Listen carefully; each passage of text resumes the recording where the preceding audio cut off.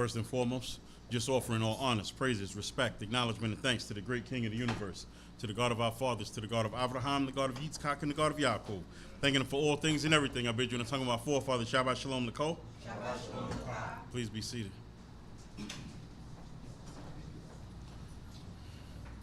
Thanking the Most High God for life. Thanking him for strength. Thanking him for food, clothing, and shelter. Thanking the Most High God because he is good and his mercy endures forever. Thanking the Most High God for my life. Thanking him for your lives. Thanking him for the lives of my family. And thanking him for the lives of your family. Thanking him for the life of my teacher, Hamore Mishael ben Yisrael. So we're going to pick it up in 2 Chronicles. And beginning in the 30th verse. And we're going to be doing 30, 31, and 32.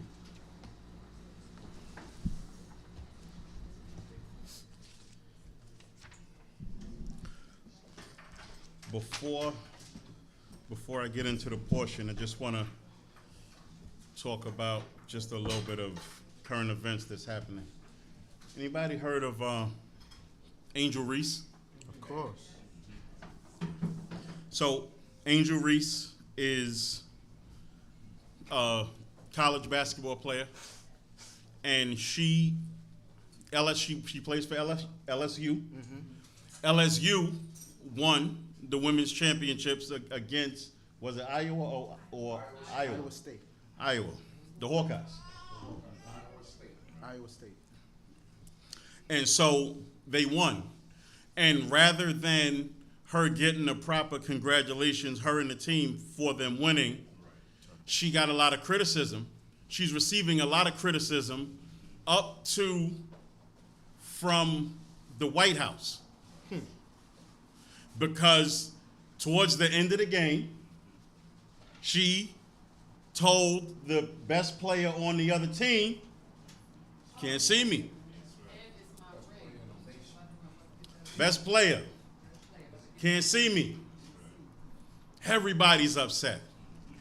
When John Cena said, you can't see me, everybody was happy. Angel Reese says, I know. I mean, I was going to get to that, but if you want to come through the lesson, yo, we good. I took too long? I was taking too long to get there? All right, I'm going to move it along. Understood. We're going to move it along. Girl did the same thing in the game before. And so all the way up to the White House, now you have the first lady who made comments. Mm-hmm. And after she made her comments, Joe Biden, after she made her comments, then she recommended that both teams get invited to the White House. The winning team and the losing team.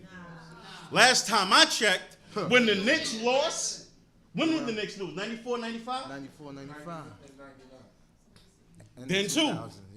Then two.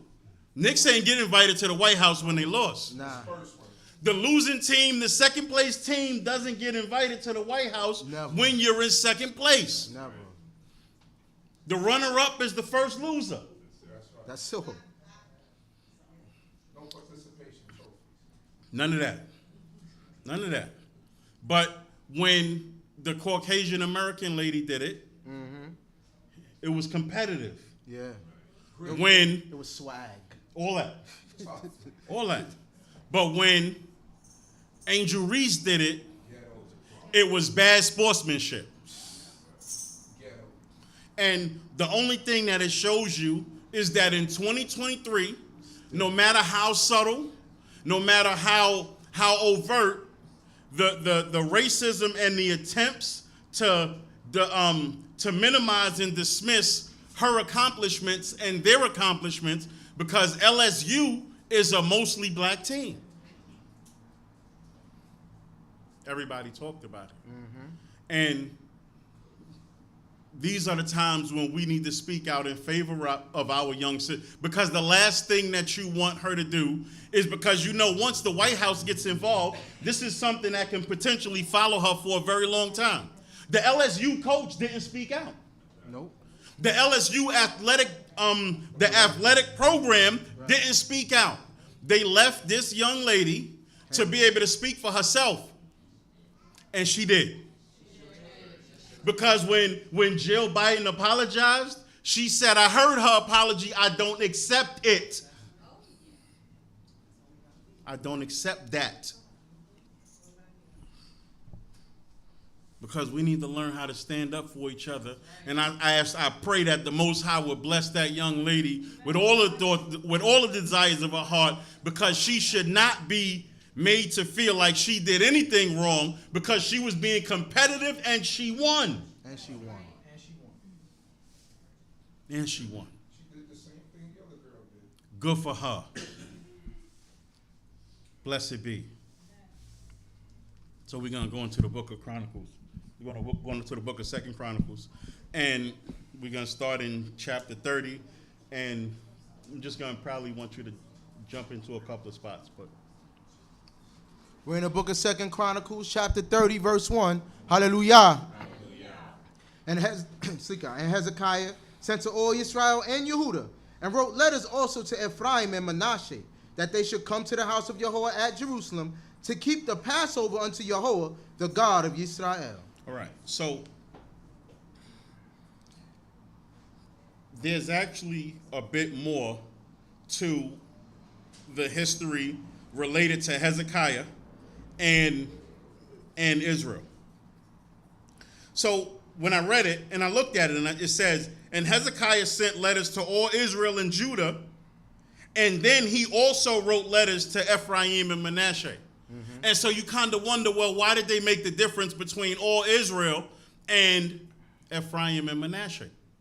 So if you could go to read Isaiah chapter 7, verses 1 through 7, and then 2 Kings 16, verse 5. And it came to pass in the days of Achaz, the son of Jotam, the son of Uzziah, So now, Ahaz is Hezekiah's father. Come on. king of Yehudah, that Rezin, the king of Aram, and Pekah, the son of Remaliah, king of Israel, went up to Jerusalem to war against it, Okay. but could not prevail against it. Come on. And it was told the house of David, saying, Aram is confederate with Ephraim, and his heart was moved, and the heart of his people as the trees of the forest are moved with the wind. Come on. Then said Yahweh unto Isaiah, Go forth now to meet Achaz, thou and Sha'ar Yashuv thy son, at the end of the conduit of the upper pool in the highway of the fullest field, and say unto him, Keep calm and be quiet. Fear not, neither let thy heart be faint, because of these two tails of smoke and firebrands. For the fierce anger of Rezin and Aram, and of the son of Remaliah, because Aram have counseled evil against thee. Ephraim also and the son of Remaliah, saying, Let us go up against Yehudah and vex it, and let us make a breach therein for us, and set up a king in the midst of it, even the sons of Tabiel. Thus saith Yahweh God, It shall not stand, neither shall it come to pass. Now read 2 Kings 16, 5.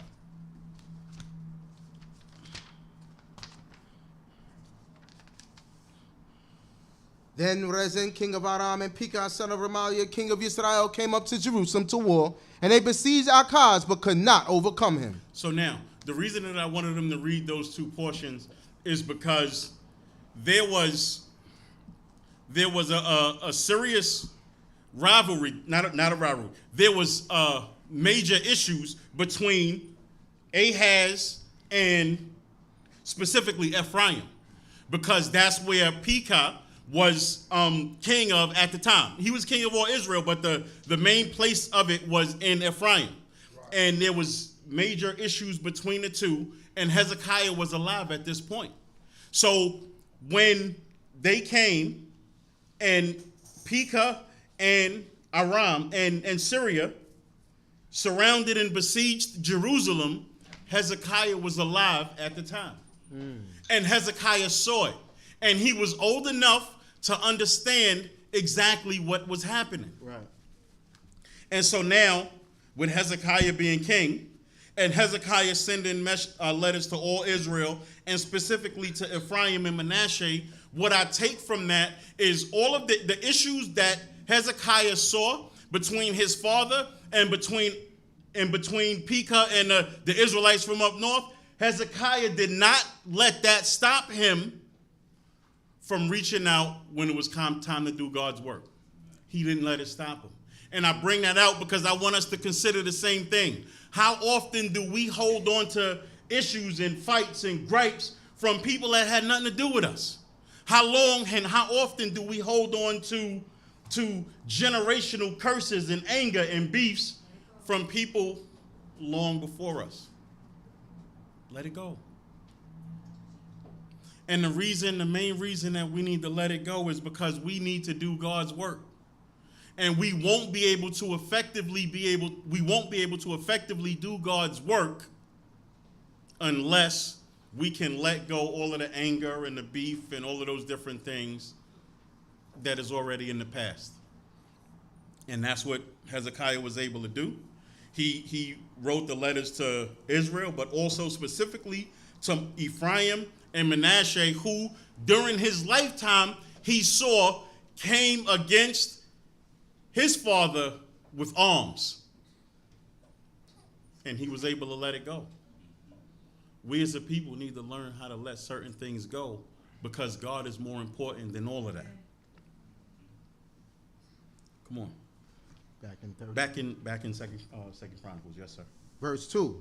For the king had taken counsel, and his princes and all the congregation in Jerusalem, to keep the Passover in the 2nd month. For they could not keep it at that time, because the priests had not sanctified themselves in sufficient number, neither had the people gathered themselves together to Jerusalem. And the thing was right in the eyes of the king and of all the congregation.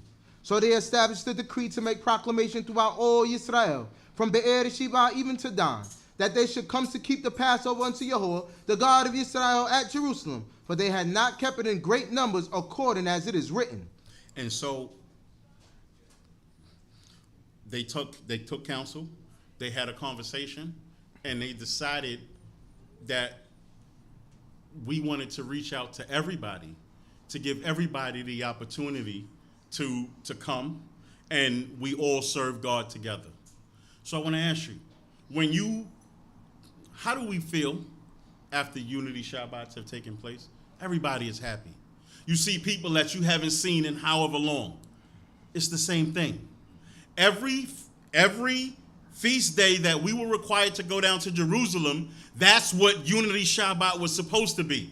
You were supposed to come from everywhere, and everybody was going to be in Jerusalem, whether y'all had y'all tents or whatever it was that y'all set up all up and down the roads of Jerusalem so that you could serve God, so that we could serve God together. And so in us getting back to Torah, we need to institute all of the things that are associated with Torah, which is trying to serve God together. Come on. So the post went with the letters from the king and his princes throughout all Israel and Yehudah, and according to the commandment of the king, saying, Ye children of Yisrael, turn back unto Yahuwah, the God of Abraham, Yitzchak, and Israel, that he may return to the remnant that are escaped of you out of the hands of the kings of Assyria. So the other thing that was taking place at the time is, I know oftentimes we think that our fathers had it, that we have it harder than our fathers had it because we're in captivity and so on and so forth. If you look at the history related to Hezekiah, the northern tribes had already been taken into captivity. So they were under the Assyrian captivity when Hezekiah was sending out these letters. They were under the oppression just like we're under oppression. It's no different. So when we look here and we see how we need to make certain efforts to keep the holy days and so on and so forth in captivity, it's the same thing our fathers did.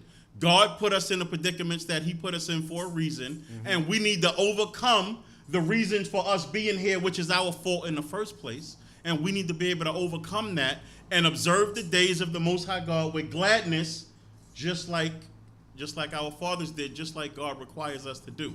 So, and this is fortunate that we're talking about this because we're in this Passover season right now.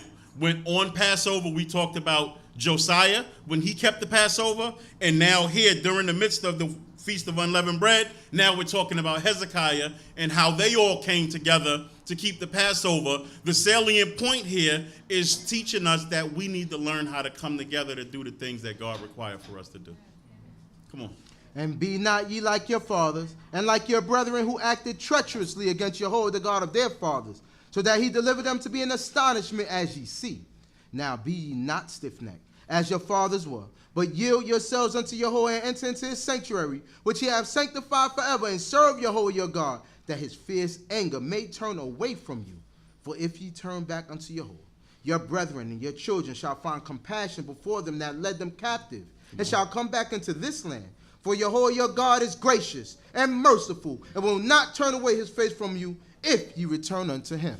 And so, from us taking things from our forefathers, this is one of the things that we need to take, where it says Yahweh your God is gracious and merciful, and will not turn away his face from you if you return unto him. That's our obligation. That's our responsibility to ourselves. That's our responsibility to our children, that we need to turn back to God. So prayerfully, he will turn the captivity and the mess that we find ourselves in today. He's only going to turn that away is when we turn unto him. Come on. So the post passed from city to city through the country of Ephraim and Manasseh, even unto Zebulun. But they laughed them to scorn and mocked them. And I can guarantee you, I know some of the stuff that they said.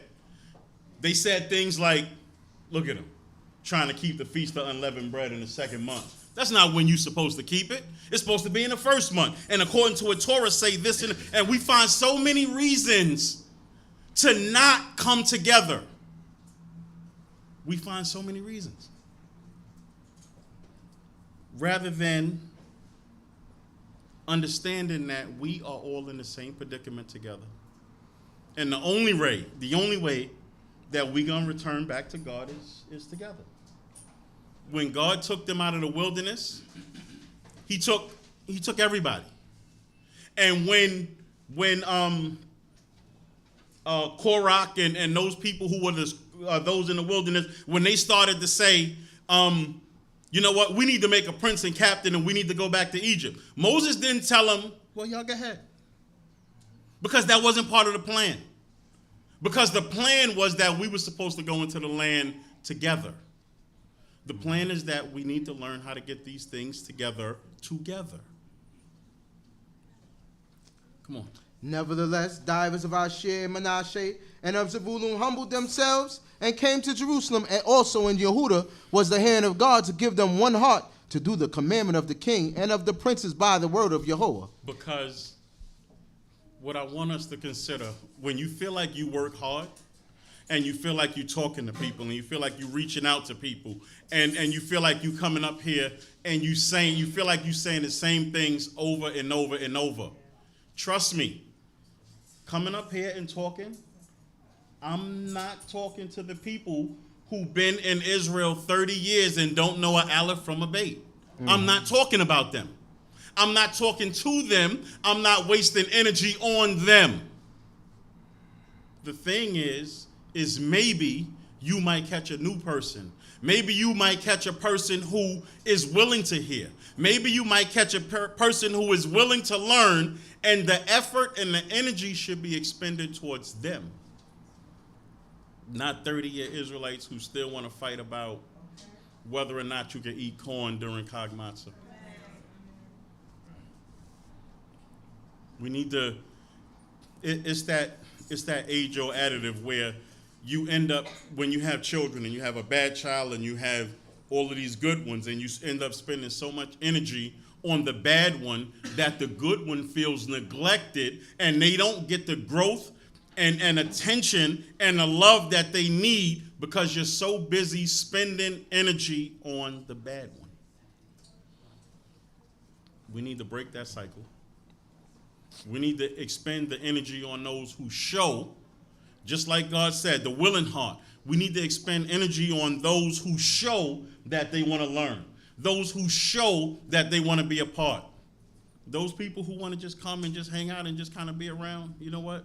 They're going to still come and hang out and be around. You know why? Because they have nowhere else to go, and they got nobody else to be around, and so maybe they'll get it, but they're surely not the focus. Come on. And there assembled at Jerusalem much people to keep the Feast of Unleavened Bread. In the second month, a very great congregation. And they arose and took away the altars that were in Jerusalem, and all the altars for incense took they away, and cast them into the brook Kidron. Then they killed the Passover lamb on the 14th day of the second month, and the priests and the Levites were ashamed, and sanctified themselves and brought burnt offerings into the house of Yahuwah. And they stood in their place after their order, according to the law of Moshe, the man of God. The priests dashed the blood which they received at the hand of the Levites. But there were many in the congregation that had not sanctified themselves. Therefore the Levites had the charge of killing the Passover lambs for everyone that was not clean, to sanctify them unto Yahuwah. And that what this shows is, this shows that even though they were still in the land, even though they were still around the land, it shows that they weren't in tune with God and in Torah like they were supposed to be. That's right. It showed that they weren't making the necessary preparations for Passover coming in order to be clean, which is the interesting part, is because unless you have some crazy uncleanness, you should be able to wash the day before and be unclean when the Passover comes in. So it's no telling what they was into. All types of things that they were into that they couldn't get themselves right before God. Come on. For a multitude of the people, even many of Ephraim and Manasseh, Issachar and Zebulun, had not cleansed themselves. Yet did they eat the Passover otherwise than it is written. Can you read that part again? For a multitude of the people, even many of Ephraim and Manasseh, Issachar and Zebulun, had not cleansed themselves. Yet did they eat the Passover otherwise than it is written. So, what I want us to consider, because oftentimes we believe that God is going to accept whatever it is that we do just because we did it. And God doesn't accept anything except that which he required. Come on. For Hezekiah had prayed for them, saying, No, come on. the good Yahuwah pardon everyone that setteth his heart to seek Yah, Yahuwah the God of his fathers, though he be not cleansed according to the purification that pertaineth to holy things. And Yahuwah hearkened to Hezekiah and healed the people. So when you look at this, they use this term. It says, and Yahuwah hearkened unto Hezekiah and healed the people. And they use this word Rapha, which if you actually look at it, it gives the impression that once they started eating and not being unclean and otherwise, as the Passover is written, it seems like the Most High God sent a plague among the people that Hezekiah now needed to pray for them in order for God to heal them. Right. And Yahuwah hearkened unto Hezekiah, and he healed the people.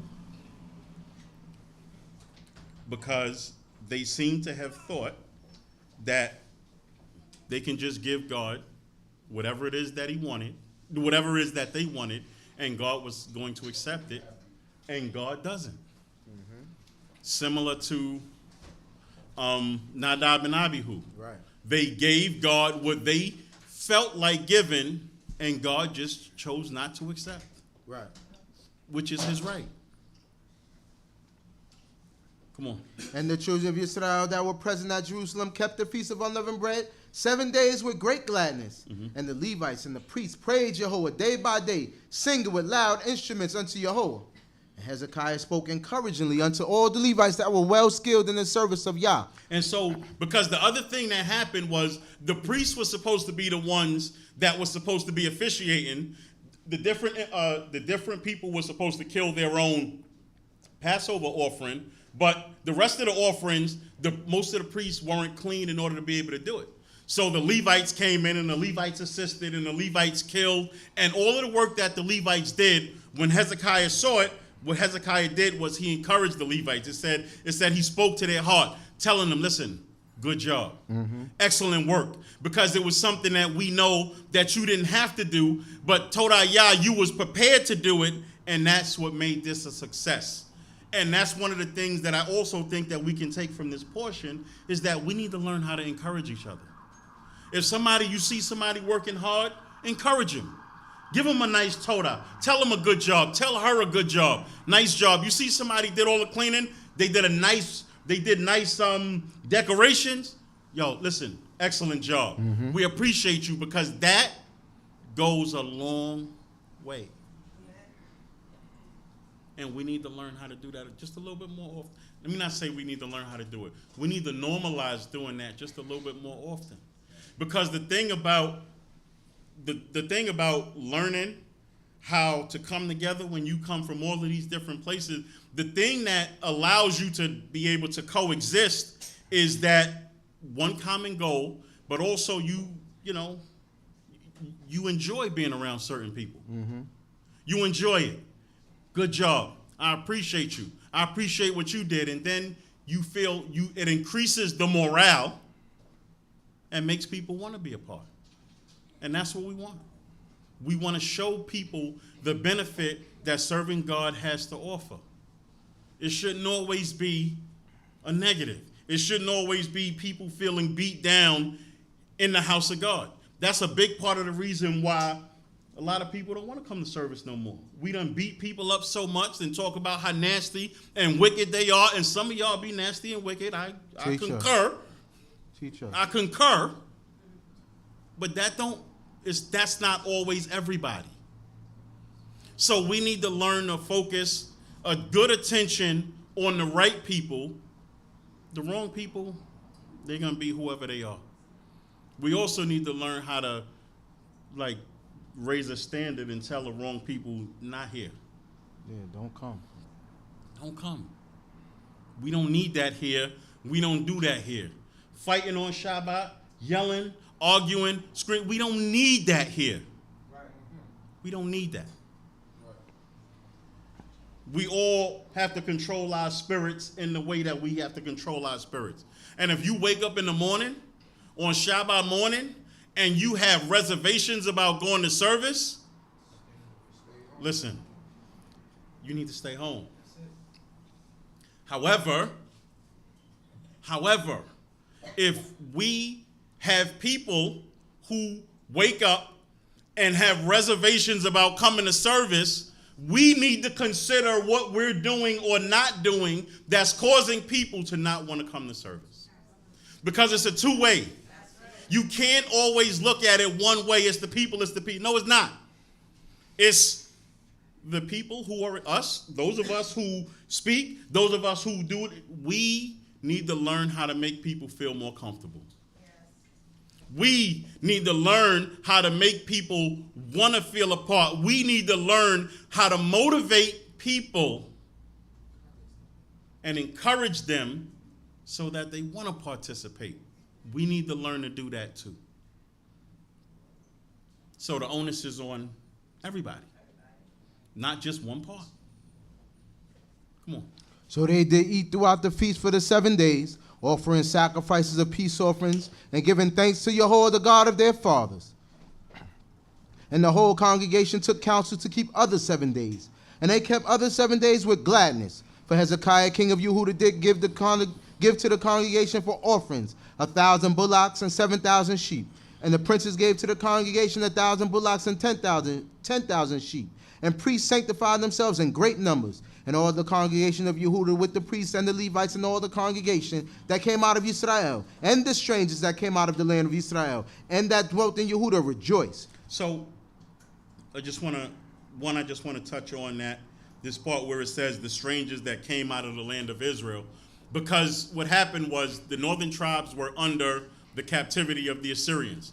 And the Assyrians had a practice where when they took over a land, they displaced people from this land and put them all the way over there.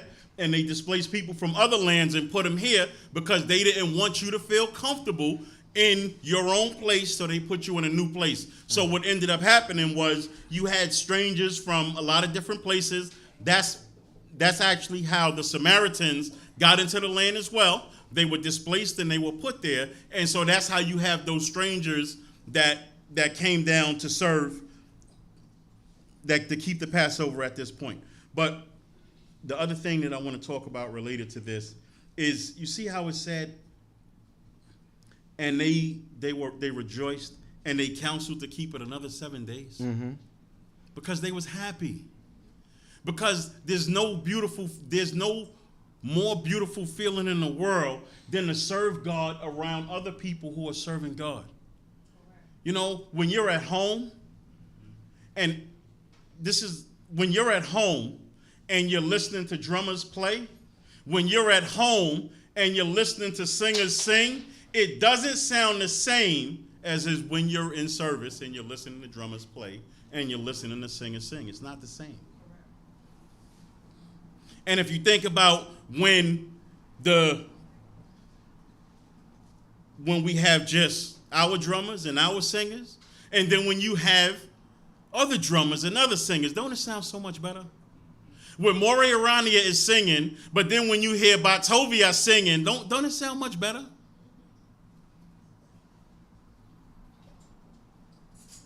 Those are the feelings that we need to create, because that's what the essence of serving God is supposed to be. And that's the essence of serving God that we need to show. We shouldn't have people who are in service falling asleep. We shouldn't have people who don't want to go. We shouldn't have people who would prefer to stand outside rather than drum and clap and rejoice and worship along with everybody else. Because serving God is supposed to be a joy. And that's part of the reason that we here, because he said, because you refuse to serve me with joy and gladness of heart. That's part of the reason why we're here. Because when we didn't serve God with joy and gladness of heart, we chose to do other things. Anybody ever been in church? I know, but some of y'all have been in church. I understand. Let's just, and whether, regardless, we talk about how right, there's no judgment. No judgment. We talk about how wrong Christians are. We talk about how wrong they are. But when people leave, they feel good. When people leave, right. Most of the time, it's not even a message. It's not a message. But people leave and they feel good. And I also understand that some of the things that we're going to speak about isn't going to always make people feel good, because we don't always do good. Facts. So I get that part also. But where's the balance? Because that's the part that we need to find, is the balance, where we're not driving people away because we're bitter. Where we're not driving people away because we haven't learned how to treat God's people as the holy people that they actually are. Those are the things that we all need to learn. Prayerfully, we'll learn them together. Prayerfully, we'll learn them together. Come on. So there was great joy in Jerusalem, for since the time of Shalom, the son of David, king of Yisrael, there was not the like in Jerusalem. Then the priests, the Levites, arose and blessed the people. And their voice was heard of Yahweh, and their prayer came up to his holy habitation, even unto heaven. Amen. Chapter 31, hallelujah. Hallelujah. Now when all this was finished, all Yisrael that were present went out to the cities of Yehudah, and broke in pieces the pillars, and hewed down Because the they was full of the Spirit. Come on. and broke down the high places and the altars out of all Yehudah and Benjamin and Ephraim, also and Manasseh, until they had destroyed them all. Because they were full of the Spirit of God at that time. Because they were so happy. They had sung. They rejoiced. Some people were greatly ashamed. And so they wanted to do right. They were ashamed at the way that they had conducted themselves. They were happy with the presence and the Spirit that was there.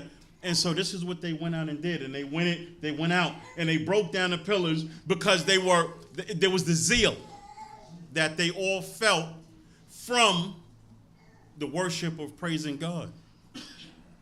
That's what Hezekiah presented. That's what Hezekiah made happen with that Passover. That's what happened.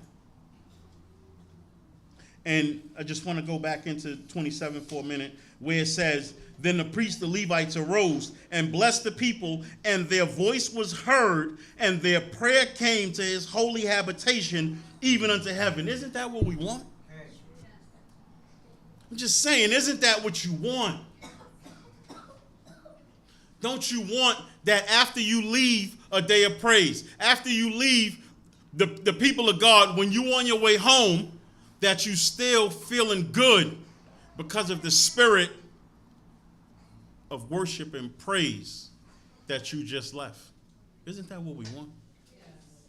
Especially when you know come Monday morning, you about to be somewhere 8, 9 o'clock, bright and early, much earlier than you get here. Mm-hmm. But especially when you know you're about to go and deal with a bunch of ungodly people. Mm-hmm. Nasty people. And the interesting thing is you can go and you can deal with Frank and you can deal with all of those, and you could give Frank a smile. You give Mary a smile when you go in and you come to the house of God with your face twisted up. We, because I include me too. We need to learn how to enjoy each other. Come on. Then all the children of Israel returned, every man to his possession, and to their own cities. And Hezekiah appointed the courses of the priests and the Levites after their courses, every man according to his service, both the priests and the Levites for burnt offerings and for peace offerings, to minister and to give thanks, and to praise in the gates of the camp of Yahweh.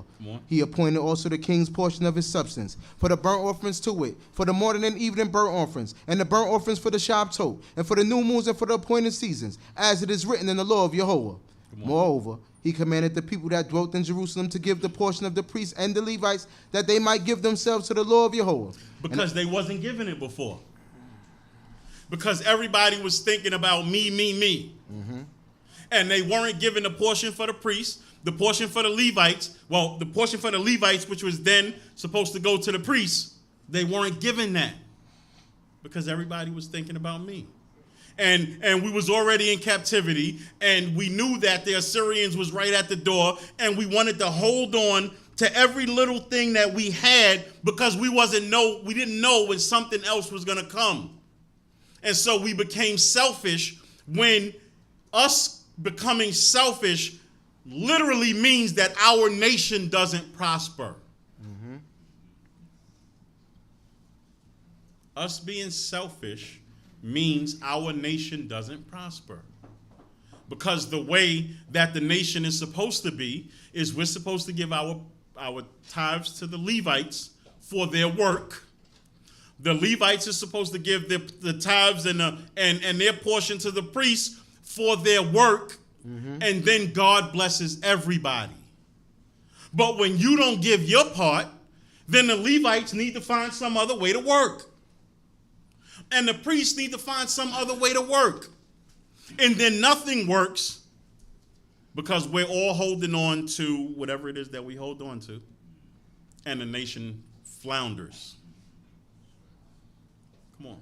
And as soon as the commandment came abroad, mm-hmm. the children of Israel gave in abundance the first fruits of corn, wine, and oil, and honey, and all of the increase of the field. And the tithe of all things brought they in abundantly. And this is why people give freely at church. Because after they sing and they dance and they feel redeemed regardless to what they did. They sing, they dance, they feel redeemed. So they give. And this is what happened here. After they were happy, they rejoiced, they felt good about being who they are or who they were, and so they gave. That's why it's important for us to make people feel good. That's why it's important to show people that the donations that they give and the things that they do is appreciated and is going towards something.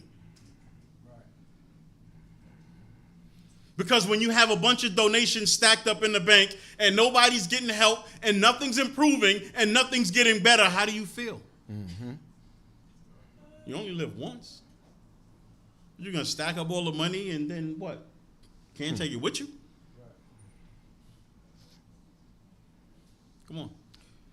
And the children of Israel and Yehudah that dwelt in the cities of Yehudah, they also brought in the tithe of oxen and sheep, and the tithe of hallowed things which were hallowed unto Yahweh their God, and laid them by heaps. Mm-hmm. In the 3rd month they began to lay the foundation of the heaps, and finished them in the 7th month. And when Hezekiah and the princes came and saw the heaps, they blessed Yahweh and his people, Yisrael. Then Hezekiah questioned the priests and the Levites concerning the heaps. And Azariah, the chief priest of the house of Zadok, answered him and said, since the people began to bring the offerings into the house of Yahweh, we have eaten and had enough, and have left plenty. For Yahweh hath blessed his people, and that which is left is the great store. So Hezekiah came. And so now again, tithe is food.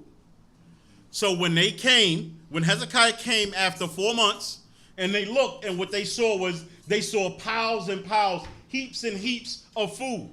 And so Hezekiah asked, he said, well, what means all of this? What is this? And the chief priest said, we have eaten, we as the Levites and the priests, we have eaten, and we had enough. And that's still what's left. Can you read Malachi 3:10, please?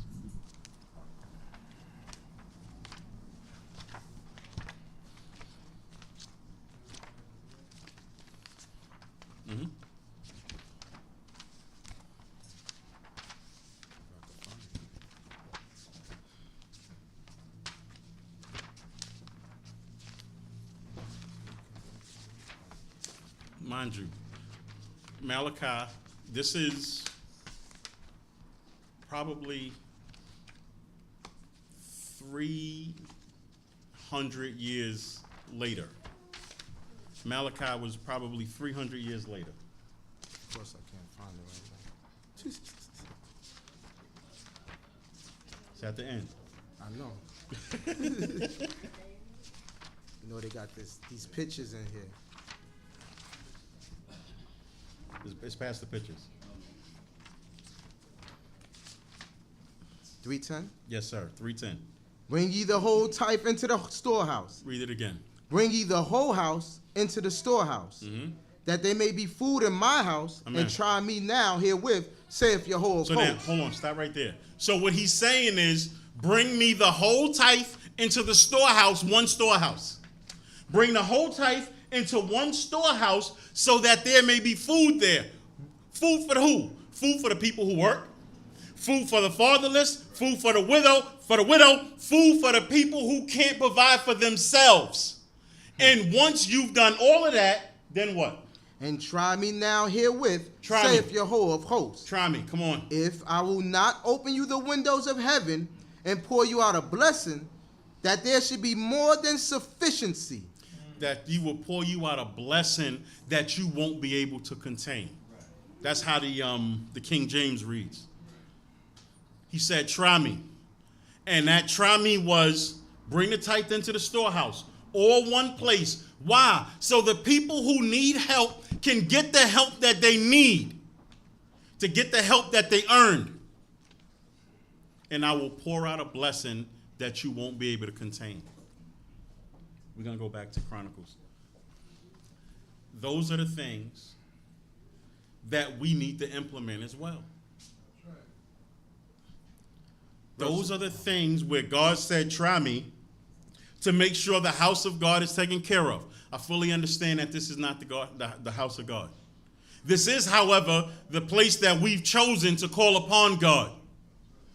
So it's very similar. So you want to make sure that the place that you've chosen to call upon God looks better than your house.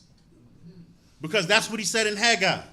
He said, why is it that y'all the house of God is disheveled and yet you can go home? How can you go home and be comfortable when you know that you just came in the house of God and it was a wreck? And there was a leak in the ceiling and there were cobwebs over here and the floor wasn't swept. How can you go home and be comfortable? Right.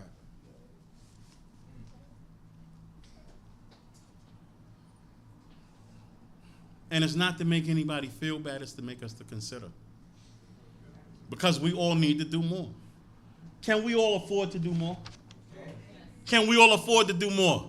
People get upset with me when I talk about Starbucks. If you could pay $9 for a grande latte caramel macchiato, you could bring more money to make sure God's house is taken care of. If you could spend $350 on a pair of sneakers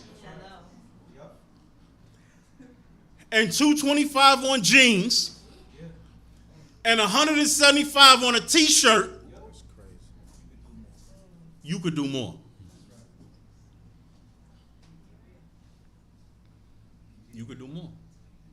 If you could go to work and you could go to lunch every day, hopefully not this week, but if you could go to lunch every day and you could spend $30 a meal on lunch, $31.50, I've been corrected. Then that means you could do more. Because sacrifice isn't, I got $1 million and I give you $100. That's not a sacrifice. Sacrifice is you giving something that you feel, and you're going to feel it when it's gone. That's a sacrifice. That's a sacrifice. So if we're doing all those things, we can do more. Listen, if you could spend 4 hours playing PS5, you could do more. You could come and you could find a way to get here, and you could clean and you could sweep and you could wipe windows and you could do all of that. Because if you could spend 4 or 5 hours on PS5, then you can do that. And I know a lot of us take the train to school anyway, so if you could take the train to school, you could take the train to D.C.B. or wherever it is that you go. Because now is the time for us to learn how to do more. Prayerfully, God will accept the works of our hands when we sacrifice and seek to do more. Come on. Verse 11. Then Hezekiah commanded to prepare chambers in the house of Yahweh, and they prepared them. And they brought in the offerings and the tithes and the hallowed things faithfully. And over them Coniah the Levite was ruler, and Shimei his brother was second. And Yehiel and Azaziah, and Nachat and Asael, and Yerimot and Yozabad, and Eliel and Ishmachiah, and Machat and Benaiah were overseers under the hand of Coniah and Shimei his brother, by the appointment of Hezekiah the king, and Azariah the ruler of the house of God. Amen. And Corey the son of Imnah the Levite, the porter at the east gate, was over the freewill offerings of God, to distribute the offerings of Yahweh and the most holy things. And under him were Eden, and Mini Amin, and Yeshua, and Shemaiah, and Amariah, and Shechaniah, in the cities of the priests, in their office of trust, to give to their brethren by courses, as well to the great as to the small. Beside them that were reckoned by the genealogy of males from 3 years old and upward, even everyone that entered into the house of Yahweh. How old were they when they entered into the house? From 3 years old and upward. Come on, listen. 3 years old and up. If you 11, you can sweep. If you 12, 8, 9, you can sweep. From 3 years, ooh, y'all lucky we not in biblical days. You 11, you can sweep. You can pick up chairs. You can wipe tables. You can do all that. If you have adults that can pick up chairs and wipe tables, you as an 11-year-old could pick up tables, wipe chairs, and do all that. To make sure that everything is the service of God flows smooth and on time. Because the only person that we're trying to please here is God. Come on. Even everyone that entered into the house of Yahweh, for his daily portion for their service and their charges, according to their courses.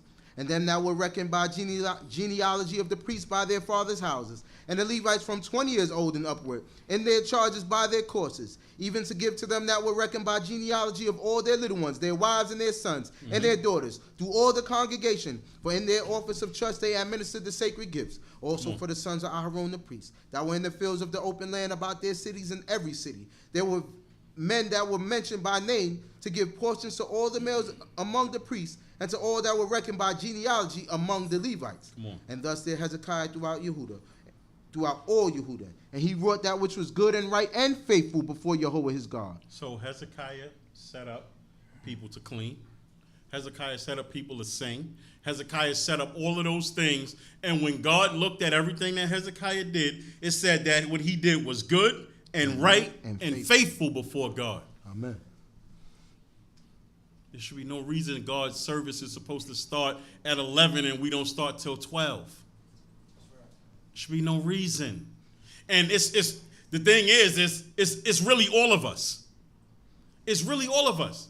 And it's not anything to make anybody feel bad about, but this is God. This is the same God that you pray to on Yom Kippur. Am I right or wrong? That's right. This is the same God that you fast for on Yom Kippur, fast before on Yom Kippur. Why? Because you want him to accept your supplication. Why can't we accept his? Mm-hmm. It's upon all of us to be able to do better. Talking to myself included. I got here at, what time I got here today? What time? Very late. It was very late. Very late. I had my reason. I had my reasons. But guess what? We all have our reasons when we late. Am I right or wrong? And all of our reasons are valid to us when we late. Am I right or wrong? The question is, are those reasons valid before God? Because I don't go to work late. And I'm sure most of us don't either. Come on. And in every work that he began in the service of the house of God, and in the law and in the commandments to seek his God, he did it with all his heart and prospered. Come on. After these things, and this faithfulness, Sennacherib, king of Assyria, came and entered into Yehuda, and encamped against the fortified cities, and thought to make a breach therein for himself. So what you're going to see is, you see this portion of history in Isaiah 36 through 39, and also 2 Kings 18. So it actually, those two portions, if you read it along with this, will give you the full picture of what happened as it relates to this, because this only gives a portion. Come on. And when Hezekiah saw that Sennacherib was come, and that he was proposed to fight against Jerusalem, he took counsel and his princes, with his princes and his mighty men, to stop the waters of the fountains which were without the city, and they helped him. So the first thing that, no, go ahead, read. I'm sorry. So there was gathered much people together, and they stopped all the fountains and the brook that flowed through the midst of the land, saying, why should the kings of Assyria come and find much water? Right. So now what happened was the king of Assyria came and they besieged the city. So now when they besiege the city, that means nobody's going out, nobody can come in. Right. But what also happens at the time is they're gonna drink from the waters that's around. They're gonna eat what's around there. That's gonna be what's gonna be able to sustain them. So what Hezekiah said was, he said, well, let's just block the water so that water won't flow down into the valley, so that they won't be able to get water, so they won't have anything to drink. So they would, if they want water, now they're gonna have to go out and they're gonna have to do a little bit more work, but they're not gonna drink our water. Come on. And he took courage and built up all the wall that was broken down, and raised it up to the towers, and another wall without, and strengthened Milo in the city of Dawid, and made weapons and shields in abundance. And he set captains of war over the people, and gathered them together to him in the broad place at the gate of the city, and spoke encouragingly to them, saying, Be strong and of good courage. Be not afraid nor dismayed for the king of Assyria, nor for all the multitude that is with him. For there is a greater with us than with him. Amen. Come on. With him is an arm of flesh, but with us is Jehovah our God, Amen, to help us and to fight our battles. And the people rested themselves upon the words of Hezekiah, king of Yehuda. Right. So now what's happening is they were surrounded. A bunch of Assyrians out there ready for battle, all of these different things. And so now Hezekiah needs to encourage the people. Right. And so this is what he's saying. He says, don't be afraid of the multitude. So when I'm talking about us, and I'm talking to us now, when you see everything that's out there, don't be afraid of the multitude. When you see that, you see war in China, and you see, listen, we talked about this earlier. The king, not the king, the president of Kim Jong, no, not Russia. Russia is Russia. Kim Jong-un. He want to make war with everybody. And nobody paying him no attention. But what's happening right now is China is holding on to Taiwan, because China hasn't realized that Taiwan is like the wife that left already. We divorced. China refuses to accept it. So China is like, listen, if y'all talk to Taiwan, we have an issue. What's the United States do? Go talk to Taiwan. And everybody is upset, and the world is fueling like a furnace. The world is fueling like a furnace, and all we have is God. And all we need is God. All we need is God. And so that's what Hezekiah told the people. That's what I'm telling you. We don't need to worry about all of the rest of the things that's happening out there. We need to worry about getting ourselves right before God. That's our portion. God gonna deal with everybody else. Come on. After this did Sennacherib, king of Assyria, send his servants to Jerusalem. Now he was before Lachish, and all his power with him, unto Hezekiah, king of Yehuda, and unto all Yehuda that were at Jerusalem, saying, Thus saith Sennacherib, king of Assyria, whereon do ye trust that ye abide the siege in Jerusalem? So Sennacherib, when you look at history, Sennacherib reigned 705, 704 to 681. Mm-hmm. So this period, this incident occurred during that period. So what's happening here with Sennacherib is getting very disrespectful now. And he's going to continue to be very disrespectful. When you read it in Isaiah, it goes into a little bit more detail, but this was the last major battle that the Assyrians won before God started to tear them down. And I shouldn't say that because they lost. This was the beginning of the end of Assyria, which is what I meant to say. Come on. Doth not Hezekiah persuade you to give you over to die by famine and by thirst, saying, Yahweh our God will deliver us out of the hand of the king of Assyria? Hath not the same Hezekiah taken away his high places and his altars, and commanded Yehuda and Jerusalem, saying, Ye shall worship before one altar, and upon it shall ye offer? Come on. Know ye not what I and my fathers have done unto all the peoples of the land? Including Israel. Because Sennacherib's father and his grandfather, they already started to take parts of the northern tribes. They already started to take them away. Come on. Were the gods of the nations of the lands in any wise able to deliver their land out of my hand? Who was there among all the gods of those nations which my fathers utterly destroyed, that could deliver his people out of my hand, that your God should be able to deliver you out of my hand? And so that's what he's saying. He's saying, look, the gods of everybody else, they gods wasn't able to deliver them. Right. What makes you think Yahweh is going to be any different? I mean, that's what he said. What makes you think your God is going to be able to be any different? Come on. Now, therefore, let not Hezekiah beguile you, nor persuade you after this manner. Neither believe ye him, for no God of any nation or kingdom was able to deliver his people out of my hand, and out of the hand of my fathers. How much less shall your God deliver you out of my hand? You know why I like God? I'm going to tell you why I like God. Because when Pharaoh said, who was Yahweh? Yeah. Pharaoh said, who is Yahweh? I don't know him. Right. I never heard of him. And God showed him exactly who he was. Same thing here. God gonna show him exactly who he is. Sometimes we worry about things that's only in God's purview to control. Come on. And his servant spoke yet more against Yahweh God, and against his servant Hezekiah. He wrote also a letter to taunt Yahweh, the God of Israel, and to speak against him, saying, As the gods of the nations of the lands which have not delivered their people out of my hand, so shall not the God of Hezekiah deliver his people out of my hand.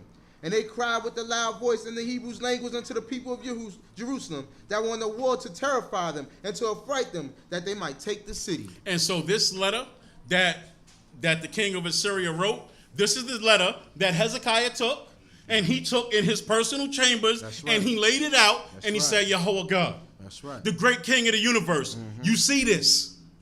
You see how they're coming against us. God, please take care of this. We need to learn how to present our issues to God and then get up and walk away knowing that they're going to be taken care of. That's right. I think what happens with us sometimes is we put our problems before God and then we get up and think God going to take care of it, but our ways don't be right. So God ain't going to take care of it. That's right. Or we do like Ahaz did when God told Ahaz, listen, I'm going to send you a sign, whatever sign you want. I'm going to send you a sign so that you'll know that I'm going to take care of this issue and this problem for you. And rather than trusting God, Ahaz took the money.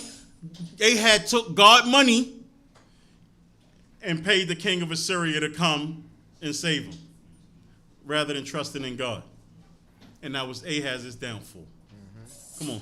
And they spoke of the God of Jerusalem as of the gods of the peoples of the earth, Like God is like everybody else. which are the work of men's hands. And Hezekiah the king and Isaiah the prophet, the son of Amos, prayed because of this, and cried to heaven. And Jehovah sent an angel who cut off all the mighty men of valor, and the leaders and captains in the camp of the king of Assyria. So he returned with shame of face to his own land. And when he was coming to the house of his God, they that came forth of his own bowels slew him there with the sword. Just to show you, the king of Assyria went, and this is actually historically documented. That's right.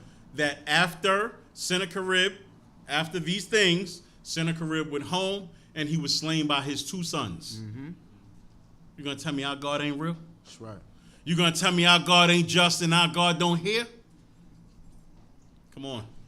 Thus saith Jehovah, saved Hezekiah and the inhabitants of Jerusalem from the hand of Sennacherib the king of Assyria, and from the hand of all, and guided them on every side. Come on. And many brought gifts unto Jehovah to Jerusalem, and precious things to Hezekiah king of Yehuda, so that he was exalted in the sight of all nations from thenceforth. Come on. In those days Hezekiah was sick, even unto death.